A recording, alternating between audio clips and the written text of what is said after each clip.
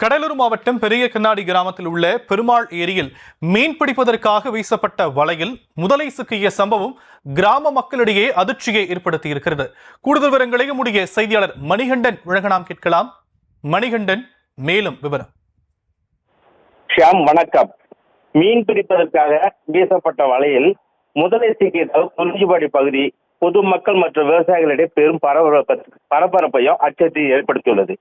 கடலூர் மாவட்டம் குறிஞ்சிப்பாடி வட்டத்துல 12ஆம் நூற்றாண்டில் 2ஆம் பராந்தக சோழன் என்ற மன்னனால் பெருமாள் ஏரி உருவாக்கப்பட்டதாக கூறப்படுது. 16 கிலோமீட்டர் நீளமும் 1 கிலோமீட்டர் அகலமும் கொண்ட இந்த ஏரி கடலூர் மாவட்டத்தின் மிகப்பெரிய நீர் ஆதாரமாக இருந்து வருவதாகவும் கூறப்படுகிறது.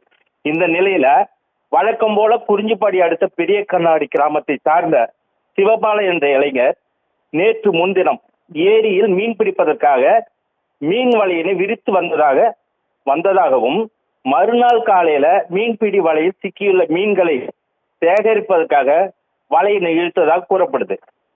இந்த நிலையில தனது வலையினை ஏரியில் இருந்து கரைக்கு இழுத்து வரும்போது பெரிய அளவில் ஏதோ ஒரு மீன் சிக்கியிருப்பதாக வேகமாக இழுத்து வந்திருக்கிறார் சிவபாலன். அப்பொழுது தனது மீன்பிடி வலையில் சிக்கியிருப்பது முதலை என கண்டதும், முதலை என தெரிந்ததும் வேகமாக சிவபாலன் பதற்றத்துடன் கரையினை நோக்கி ஓடி வந்திருக்கிறார்.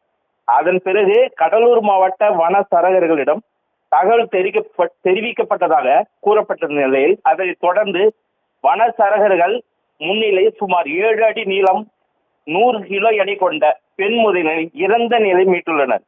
முதல் முறையாக பெருமாள் ஏரியில் பெண் முதலினை மீட்டுள்ளது குறிஞ்சிப்பாடி பகுதி பொதுமக்கள் மற்றும் விவசாயிகளிடையே பெரும் அச்சத்தை ஏற்படுத்தியுள்ளது. இந்த நிலையில் இருக்கின்ற விவசாயிகள் அச்சத்தில் உள்ளனர்.